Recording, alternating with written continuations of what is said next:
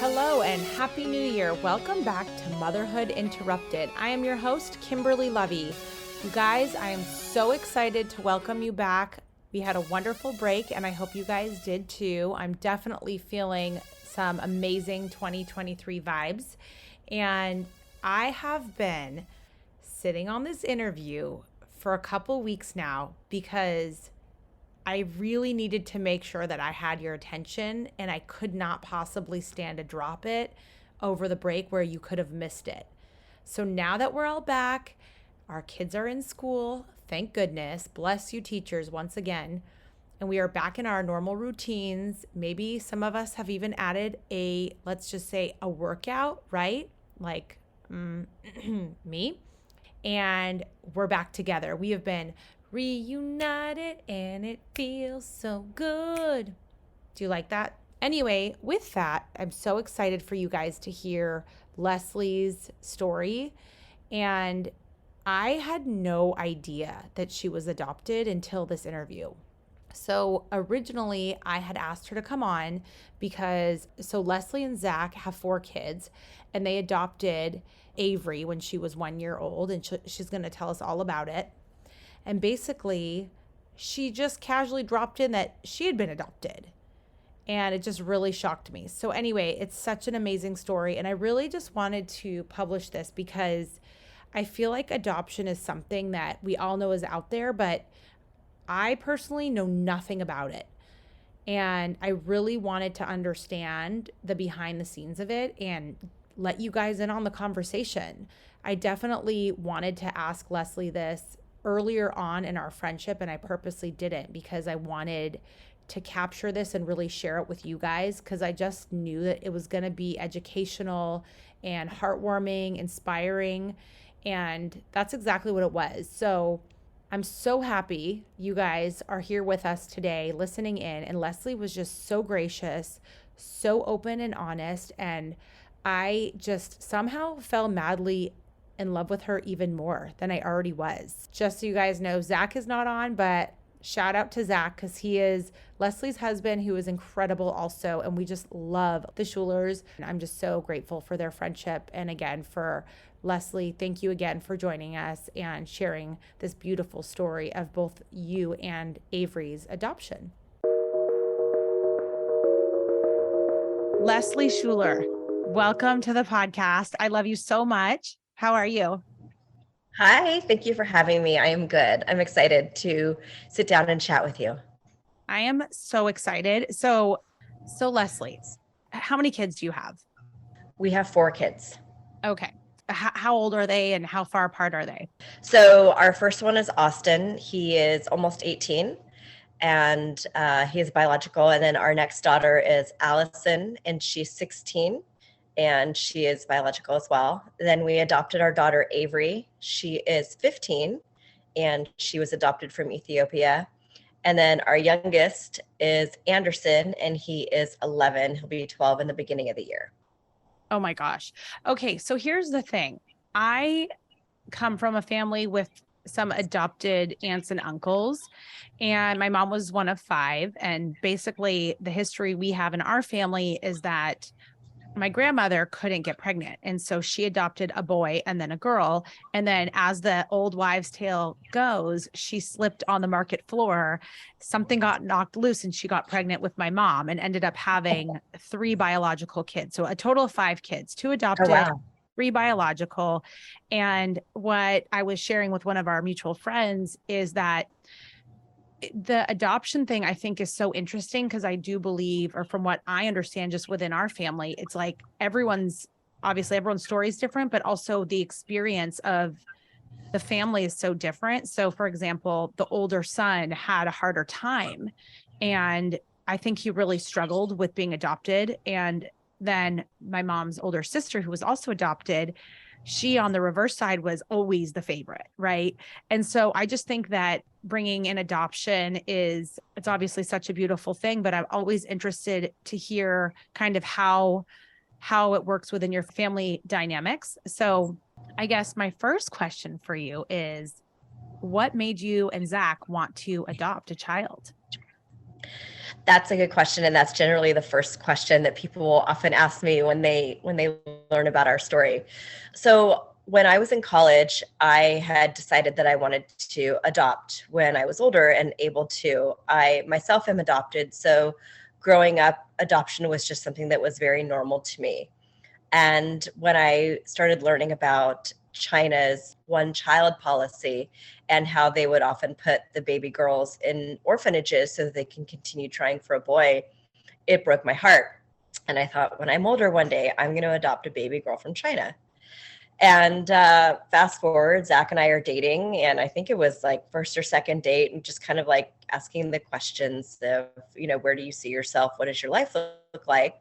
And I told him that I wanted to adopt one day. And he ironically had the same thoughts. He as well wanted to adopt. So it was really great. We were just on the same page from the beginning, and we kind of had this little plan in our head, have to adopt one if, all the stars aligned and I had no issues having babies, which fortunately I didn't. And so we did it. We had Austin, and then we had Allie. And when it was time to adopt, we kind of looked around and thought, well, China's need has really it's become very popular to adopt from China. And the wait times were very long. And it felt like that a lot of the girls were finding homes from there. And so we kind of did a pivot, and we wanted to see, where can we take a child from really the worst circumstances, the most dire circumstances, and give them a life that they never would have experienced otherwise. And so that's what led us to Ethiopia. I'm trying not to cry. That is so beautiful. By the way, I don't know if it's my pregnancy hormones still, but I cry all the time. So if I get choked up throughout this, I'm really sorry. I can't hear something sad and not cry. Okay. Not that that's sad. That was beautiful. So, okay. That's incredible. So you guys were on the same page and had this plan from the beginning. That's insane. Okay. Before we dive into Avery's story further, I did not know you were adopted. Can you share a little bit about that story? I can. It's complicated in a part, which can be part two of this one day. However, I am an only child. I was adopted at birth. My mom and dad were not able to have children. My mom was 40 when they adopted me, and my dad was 32. So she's the older woman. And my birth mom was a teenager, and she was from Michigan. And her family, when they found out about the pregnancy, moved her and her older sister to California to kind of hide it and put them up in an apartment. He had friends in the movie business, so my Aunt Karen got a job at the movie studios while my birth mom, Mary Beth, stayed home until I was born. And I was born in Los Angeles. And then my birth mom and aunt returned back to Michigan, and I was adopted by my mom and dad. Oh my goodness. And then did they tell you about your adoption? At what age did they tell you about you being adopted? I feel like they always told me I was adopted, and I always had heard the word. It really was more of an understanding of, when did I get what that meant? You're adopted, you're adopted, you're adopted, you were chosen, just like you've heard people say, you were chosen. And I didn't really understand what that meant until I was at summer camp, and some girls were really mean. Well, I just remember with them teasing me about being adopted and saying that somebody didn't want me.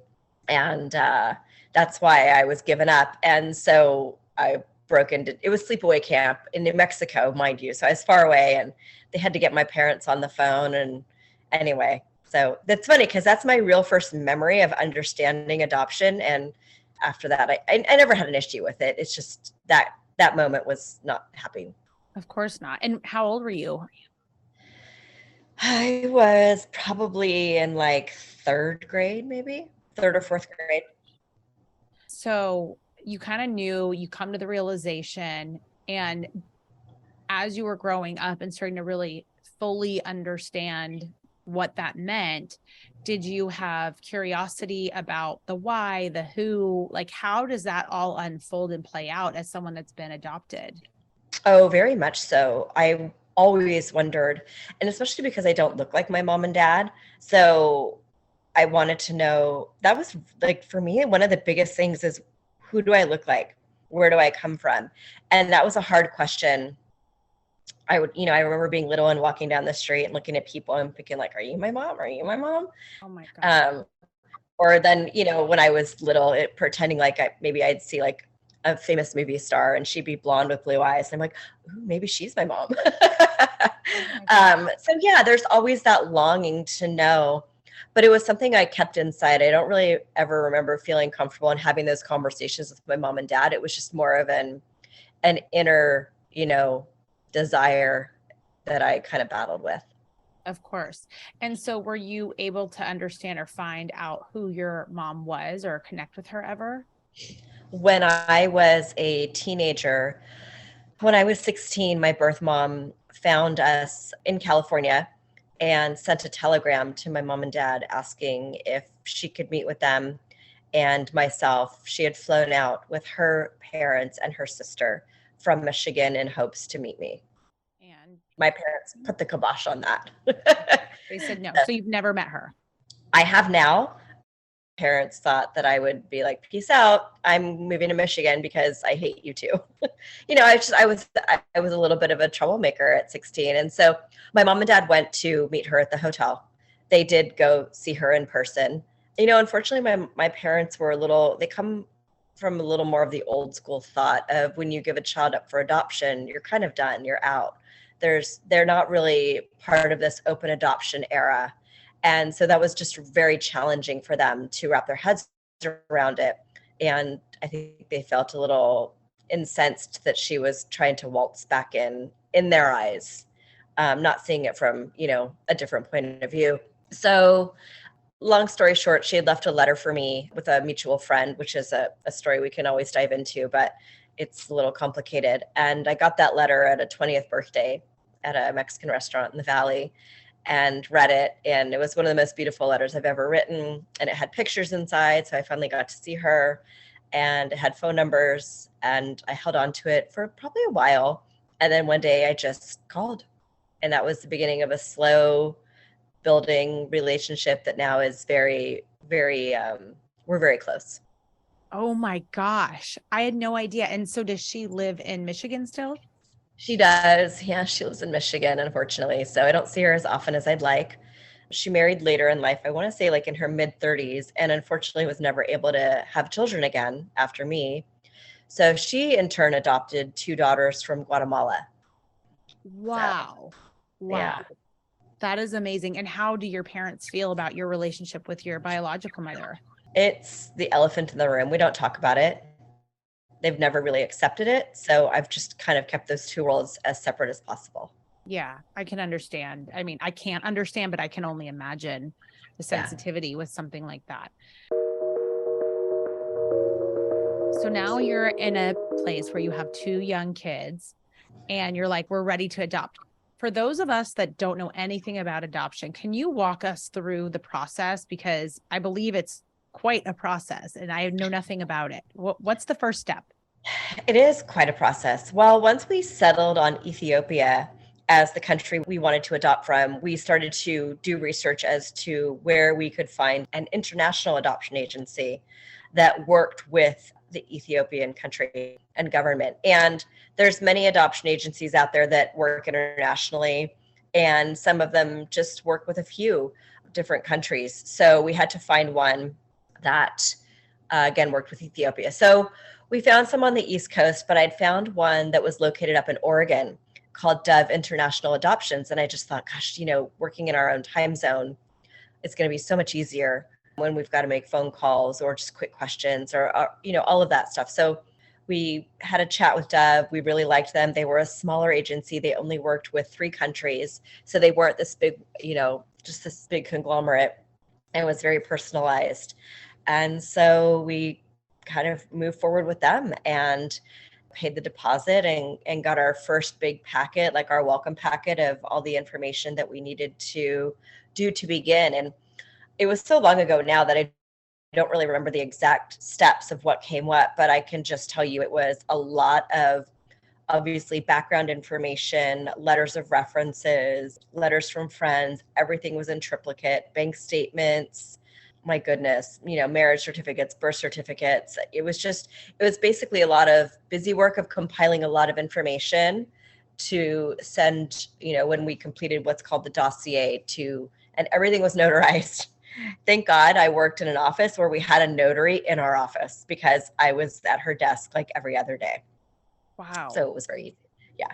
So yeah, it's really just a lot of collecting paperwork and references and interviews. Boy, yeah. And then, it's took a few months, and then, submitting the paperwork, and then kind of waiting on the Ethiopian government for approval and things like that. So you do all this legwork, it takes months, and you submit it to the Ethiopian government to review and approve that. Yes. And you're probably on pins and needles at this point. And so then they give you back the okay. And then what happens? So then the agency kind of works with us to really determine what are we looking for? Meaning, do we want a boy? Do we want a girl? Do we have an age factor? Coming from Ethiopia, we could specify certain health conditions that we may or may not want to, be able to parent a child with. And so we had interviews with them over the phone and really kind of laid out. We decided that we wanted to adopt a baby girl. I thought that would be, myself being adopted could relate to her and questions and concerns and just thoughts that she might process easier since I'm a girl as well. That, that not having your birth mother in your life, just not having that experience of not having your birth mother in your life. I thought that having a girl would be an easier choice to adopt than a boy. So, and we wanted one, 12 months or younger. We really wanted a baby as young as we could adopt. And so once we submitted all of that information, then it's really just kind of getting paired with the right match when babies are coming into the orphanage. And so you're waiting. And what's funny is that I remember the agency telling us, like, after that call, they said, okay, the next time you hear from us, we're going to have your referral. So if you see us calling, it's not going to be because we have a question or anything like that. The next time we call, and it might be in 2 months, 3 months, 4 months, but know that that's what that phone call is about. And so they called way quicker than they were supposed to. Avery came really fast. Oh my gosh. So, how long was it? I don't remember how long it was, but I know my girls are only 9 months apart in age, and that's not what I planned. I planned for them to be closer to, like, I don't know, over a year apart. And they weren't. So that was a monkey wrench, but a good one. Oh my gosh, that is wild. Okay, so they call you. They're like, we have a baby girl. And then you freak out, I'm sure. And you probably cry. And then what? Do you go there? She comes here? How does this go down? So the next steps are that once we accept her as a referral, which we did, but we had hired an international adoption pediatrician out here. We submitted all of her blood work and her lab work to him, and he just had some other specific tests that he wanted run that weren't part of the general panel. So we had that done, and then once things came back looking the way that he wanted them to, it was like a final kind of approval. And then we just really had to wait and go through a lot more red tape. So we would get like monthly updates from the orphanage with pictures of her, and that took a while, like probably about 5 months to get through all of that red tape to finally like get that final seal of approval. And we could have gone to Ethiopia to pick her up and fly her home. But the kids were they were so young. I couldn't leave them for 3 weeks to go to Ethiopia. So we had her escorted to Oregon. So the agency went and flew her home from Ethiopia. And then we flew up to Oregon where they were based, picked her up at the airport, spent the weekend in Oregon with her, and then flew home. Oh my goodness. That is wild. So, and when you picked her up, was it just you and Zach? You didn't bring the littles? We didn't bring the littles. No, they would have been like, what are we doing? Yeah, exactly. I'm imagining my kids are 5 and 6, the big kids now, and I still haven't flown with them, like in no rush. So yeah, that makes a lot of sense. I think that sounds like a good solution. So what was that moment like when she came off the plane and you saw her? It was bitter. It was so bittersweet, and it was very surreal. I remember just scooping her up from the lady. Her name was Tammy. And I think she said she probably needs a diaper change. And so I kind of took her off to the bathroom and laid her down on the changing table in the bathroom and was kind of tripping out, and she was so tiny. I mean, one of the lovely things about Ethiopia and the orphanages there is that the care they give the babies, as understaffed as they are, they really do love them. It's a very nurturing and loving country. And so while they're spread very thin and the babies probably they're all quite malnourished and getting much less attention than they should be, you can tell they're really doing their best and they love them so wholeheartedly. So Avery was a year, but she wasn't even crawling. And she didn't even have teeth yet. And she was in the 10th percentile. So she was just this tiny little bean staring up at me with the most beautiful big brown eyes and sucking her thumb and probably just completely tripping out. Because we also thought about this later, she probably had never really even seen, Caucasian people before. Everybody is dark skinned where she was from. And so I'm sure that was a big shocker on the airplane and going on an airplane. And then all these white people everywhere. And now I'm holding you. And she's like, you do not look like anybody I have ever seen in my life. That's true. And, but she was very tolerant and very sweet. And I just remember we put her in the car seat, took her back to the hotel. First thing I did was just give her a bath and fed her. And I remember, she was for the most part, very easy. She slept well. And so those stressors didn't really come into play, thank goodness. Oh, that's nice that she was able to make such a smooth transition. Yeah. And so what about her name? Did you name her or she had her name already, or you decided after? How did that all go down? So we named her. The orphanage gave her the name of Mimi, which means little girl in Ethiopian, but that wasn't something we were going to keep. So we were kind of struggling with the name. We were trying to think outside the box when we had already named Austin and Allie, and they both their names started with an A. And so we were thinking I don't know, is she going to feel weird that her name doesn't start with an A? She's already adopted and she's a different skin color. And it might sound silly, but we never wanted her to think well, why don't I have an A name? They have A names. I'm already different. So we named her Avery. So that's where Avery came from. And she has my middle name, which is Lynn, and it's spelled a little different. It's just Lyn. So we gave her Avery Lynn so that we had that, we shared that connection, and that's how the name came into play. And did you give her the name once she was in your arms or after you knew that you were going to have her? We knew, we had worked on the name once we, started the adoption process. And I think Zack and I went through a lot of A's together, rejecting a lot of the names that he was coming up with or that I was coming up with. Yeah. And so we all know how that goes, right? Oh yeah, we all know. Yeah. So no, we knew when we saw her, she was Avery Lynn. That is the most incredible thing. I can't even believe it. Okay. And so I love also, it seems I'm just guessing, but with Austin and Allie being so young still, they probably don't even remember not having Avery, right? They don't. I think I've asked them both this question, and I'm pretty sure, I feel like Austin might have said he does remember time without Avery, but maybe just a brief moment of something, or he remembers her coming home. I can't remember which it is. And Allie, no, she doesn't remember any time because the girls ended up sharing a room together. I converted Allison's room and put Avery's name on the wall, and then they had 2 cribs. And Allie says, I just remember trying to talk to Avery because Allie was a chatterbox in bed, and she'd be like, Avery, are you awake? And Avery wasn't verbal yet. So I think Avery was just kind of staring at her you talking to me? And Allie's like, so glad I have someone to talk to in my room. Oh my goodness. Okay. And then you have your 3 kids. And then how did you end up with your last child? Was that a planned pregnancy or was that a surprise? It was surprise. That was a surprise. Yeah. I was 39 when I had him. So he wasn't in the books, but man, that little nugget is the biggest blessing. And it's funny. We lived in our old house below the Reagan Library, and we had to actually like do an addition. We had to build on and add more rooms because we could have, the girls already shared a room and Austin had a room, and we had to live in nanny at that time because they were so young.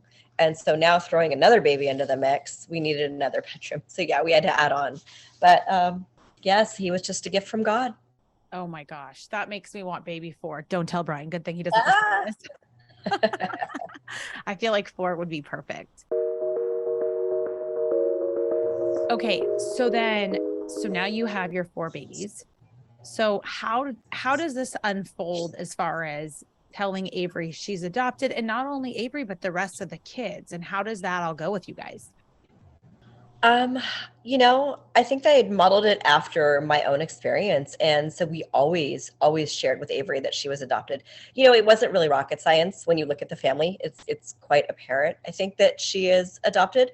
And I think she got that really young on. It's really special to me because Austin and Allison have never felt that she wasn't like, she's just Avery, right? Like Austin's just Austin, and he can piss his siblings off, and like she's not Avery adopted. Right. She's just Avery. She's just like she's just like she came out of me like everybody else did. So they don't see a difference, and it's neat because they are obviously sometimes kids at school are like, oh wait, you guys are sisters. So they love that. Like they think it's quite funny. I mean, I think sometimes it annoys them now, but it's always just they've been protective of her, and they enjoy the humor when people don't kind of like place them all together. It's funny because they share a ceramics, my girls share a ceramics class this year, which is very unlikely. Like that just doesn't happen at school because they're 2 grades apart. But anyway, Avery added late, had to take an art, ended up getting put in ceramics, and lo and behold, got put in Allison's class. So one day, Allie had left early and Avery didn't know it. And she went up to the teacher. She said, did my sister go home early? And he's like, who's your sister?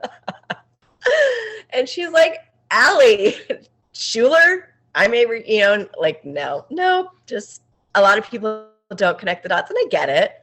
But yeah, no, we always told her she was adopted. It was just always, that's just who we were. I love it. I love that. I love that. That is like adorable. So are they like best friends, Allie and Avery, because they're so close? No, they're not. They're typical sisters. Actually, Allison and Austin are best friends. They have always been since day one. Mm-hmm. Their bond is very close. They're only a grade apart. So, because Allie started kindergarten young. And so he's in 12th, she's in 11th. And they just have a lot in common. And I think now that Avery's in high school, there's a little more of like an acceptance, and they include Avery a little bit more. Like if they go to Starbucks after school and hang out with friends, Avery tags along now, and she's like meeting more people. So she's being accepted into the high school crowd. You know what I'm saying? It's cute. But the girls, they're typical sisters, they argue about because someone took someone's sweater and, but then they share makeup and blah, blah, blah. And so, yeah, they're great together. I have a feeling that's how it's going to be in my house, because Carter and Charlotte, they're a grade apart. Okay. Charlotte is younger. She is a July birthday. When is Allie's birthday? She's October. Okay. Oh, so, okay. Because nowadays they do this like TK thing, right? But I feel like that's newer. So it is newer. And it's also like, but we went to privates. We were in private school all the way.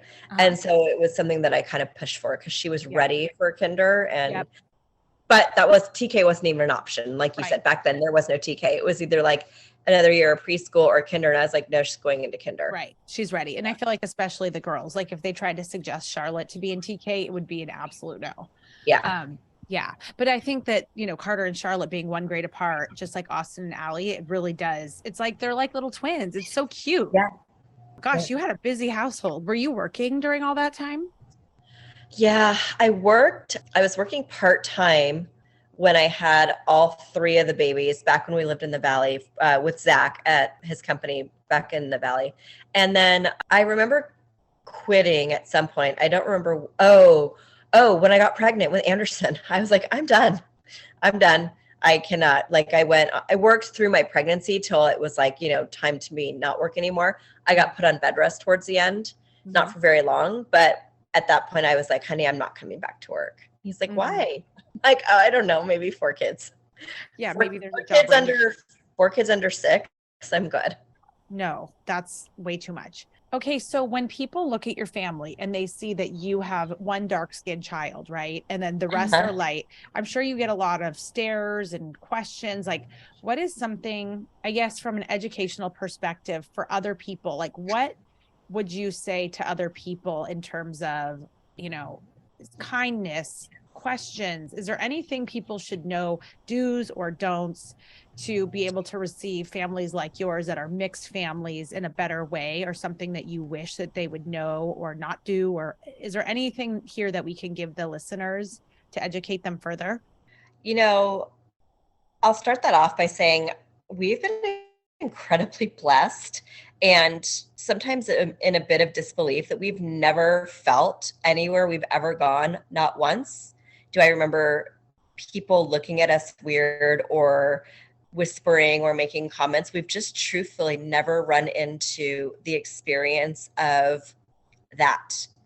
Now, is it because maybe people are thinking, based on how close they look in age, like that she's just Allie's friend? So we're out with like 3 kids and a friend. I don't know. But all I'm saying is that we don't seem to run into any negative energy from people, which is a really beautiful thing. We were prepped for it when we adopted. We had to do a home study when we got home. And I kind of don't remember much of it because it was just like schoolwork. But I do remember they prepped us for, like, you might run into nasty people, and maybe it's just where we live out here in this area. People are kinder and less judgmental, but we really haven't. I think Avery has run into a little bit with peers.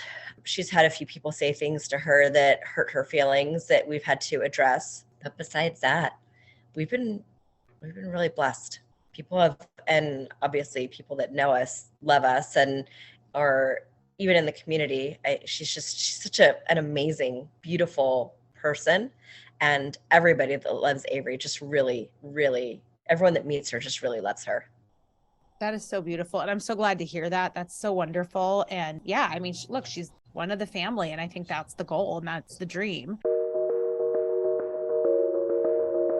Open adoption versus closed adoption. What do those things mean?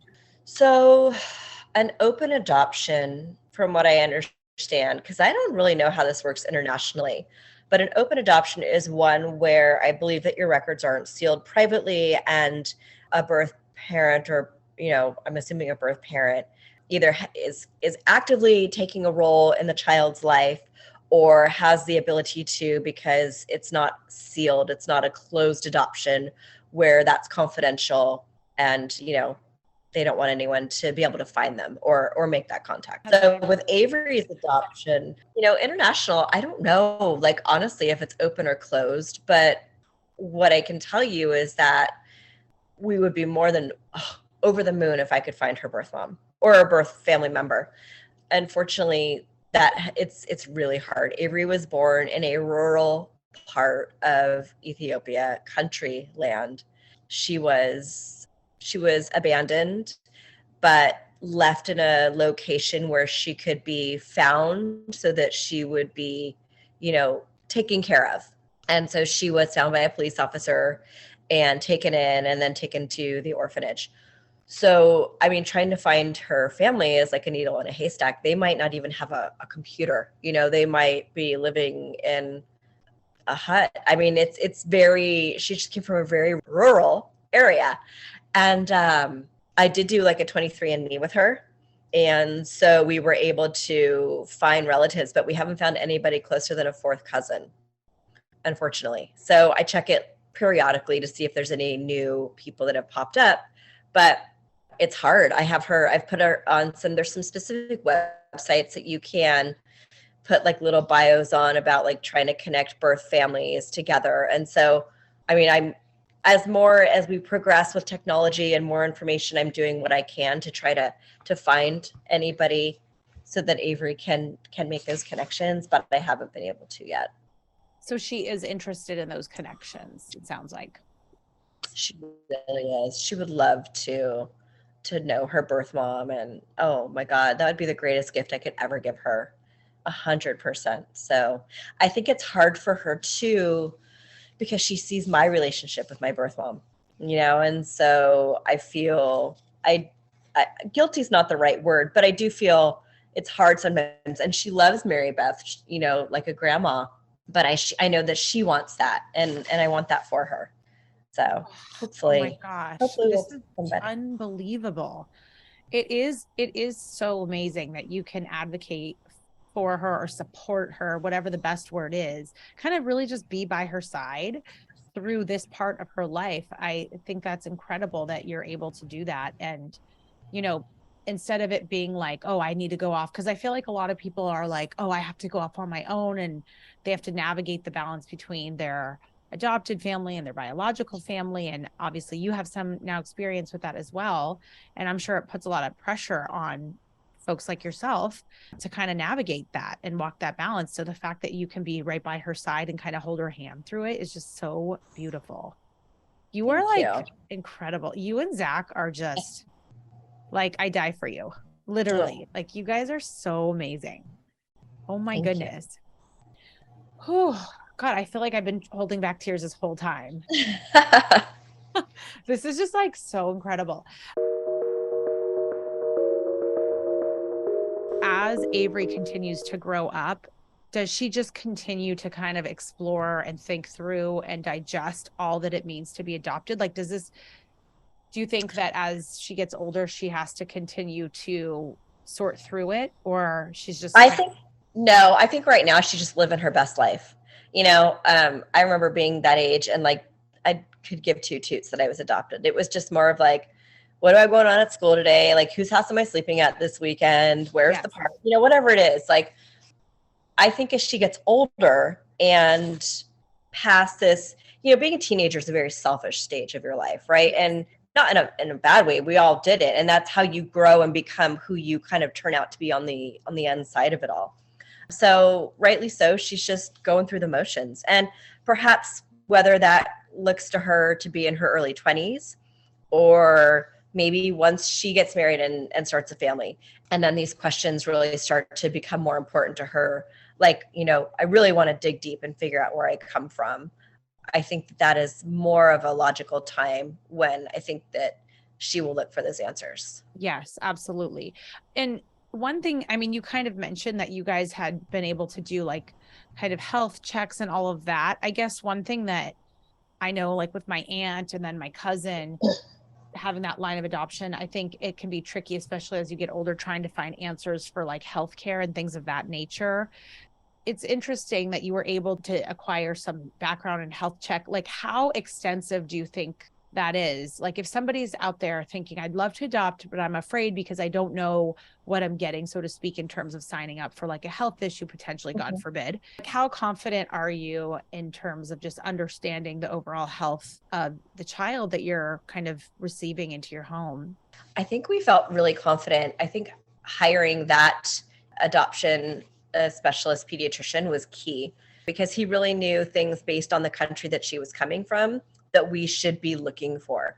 And we did find things that were not showing up in the first panel, but that he was confident, like, would just be treated with Western medicine. Like, she came home with Giardia, and that wasn't, we didn't have that information in the initial referral packet, which is fine. And he looked at it and he's like, well, she's got Giardia. They don't have the right medicine there to treat her. So we'll just put her on some antibiotics when she gets here, and that'll be cleared up just like that. So nothing else has crept its head. Like, we know that she had pneumonia as an infant and was hospitalized for it, and that she did come here with a heart murmur that she's outgrown. And besides that, she's pretty healthy. So thank God. I think that just doing the research and finding the right people to kind of guide you along the way, and some specialists, is key. So if someone's ever looking to adopt, and they have a potential child or a referral that, they're able to then go back to either the orphanage or the agency or whomever is the guardian in that sense and say, well, we would like to do this kind of testing as well. That is so helpful and amazing. Now, I have another question. So I know nothing about adoption in general, obviously, but I am curious, like, what is the state of things in the United States? Do you know anything about, like, is there need for adoption really severe in the US or not that severe compared to various countries? Like, do you have any idea? I'm just like wondering high level what the state is. I don't really know. I don't really have a pulse on that. I know that the foster care system is completely broken and overworked. I think there's, a million kids in the foster care system, unfortunately. And that's probably a question that Zack and I get asked a lot, is why did we choose to adopt internationally and not from our own backyard, is what people like to say. And we considered it, but we felt that at the end of the day, even in the worst possible probable case scenario of being in the United States, these children are still having access to medicine and education and clean water. And being in the foster care system, it's not a joyful ride. And I'm not suggesting by any means that it is an easy life. We just looked at it as overall on the whole system scale, where we were able to take a child from, she just lacked so much more than any of, what we have here. So that was why we chose to go international. Mm-hmm. Yeah, I can understand that. I think that makes sense too. Yeah. And people do foster. Is fostering, like, I don't understand, like, you foster somebody because you want to see if it works, or why do people foster versus adopt? I think you can do both. I think you can foster to adopt. And then I think there's families that just like to open their doors. So it's kind of like, maybe they're fostering a child and they come into the home at 14, and then at 18, they're an adult and now they're kind of out on their own. So they've given them love and shelter and family and guidance for those 4 years, but didn't officially want to adopt them. And then I think when that child moves on, they open their doors and they're ready to foster another child. So there's some people that I think just kind of look at it as like a bypass system to help keep kids healthy. And then I think there's some that, look to even younger ages or maybe teenagers as well, but that actually want to make that a permanent part of their life. Got it. That makes sense. Our old nanny, she was in a foster care, I think from like 14 to 18. Okay. So yeah, that makes sense. Cause I guess why would you adopt the kid? Well, I don't know. I guess it all depends, but okay. Well, that is interesting. Thank you so much for sharing all of that. I'm like, it's so emotional. I mean, it's just such a beautiful undertaking and story. And obviously, to you, it's like, yeah, this is just how it is. And I just think it's the most beautiful, heartwarming, story. And you and Zack are just incredible people. Oh, and thank you so much. Gosh, I just love you guys so much. Well, we love you too. All right, that is it for today. Now, as you know, some of our best conversations actually happen after the show. So I want you to find me on Instagram at Kimberly Lovey and let me know your thoughts about today's show. You can screenshot this episode and let us know what your biggest takeaway was and tag me at Kimberly Lovey and we can share it on our stories. I will see you again, same time, same place next week.